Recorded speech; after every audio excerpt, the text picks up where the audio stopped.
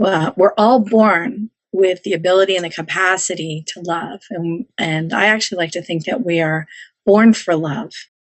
And what happens is we get trained for something else. And we get trained for all sorts of different things. So we get trained, say we have a sibling in the house, and we get trained to be a jealous person instead of a person who's geared towards love. Or we get trained to have to fight for love. Or we get trained to have a stiff upper lip. And then we as we grow, we get trained in our school systems and with our peers in all sorts of different ways. And if you think about your life, I know that you could probably imagine all the different ways or remember different ways that you've actually been trained. There's different aspects of ourselves that occur. So we nurture different parts of ourselves. And so some people are pounding around in the world as a natural born leader, and they've nurtured that natural born leader, which is great.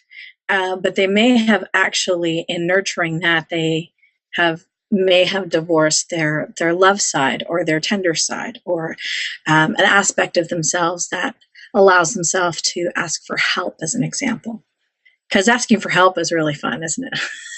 This is one of the biggest trials and tribulations that people have in life often, is that they end up having to ask for help and they don't want to, or they feel weak or vulnerable to. And yet when we're little babies, like if you picture a little baby, little babies are always asking for help. Little babies are always vulnerable. Small children just look and see what they need, and they often see what other people need.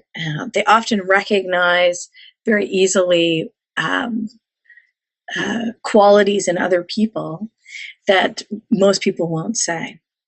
You know, recently, yesterday actually, I was at this lovely event with this group of women, beautiful group of women, and this woman was talking about her son and how her son has taken up to telling her all sorts of stories, like, oh yeah, I did that, or oh whatever, right? And he's telling her stories, and she doesn't want to like injure his spirit by saying, hey, I know you're full of crap. But he's actually full of crap. So in our conversation, what I was saying to her is that she's doing him a favor to tell him the truth about that. Because right now, what he's doing, he's just this young teenager, and he's training himself for bullshit. So, and the thing is that people get really polite and they don't want to call people on stuff, or they don't want to have the conversation. And so they never just say, hey, I see that you're full of bullshit. And so then that's how we end up with people who are much later in life who are full of shit.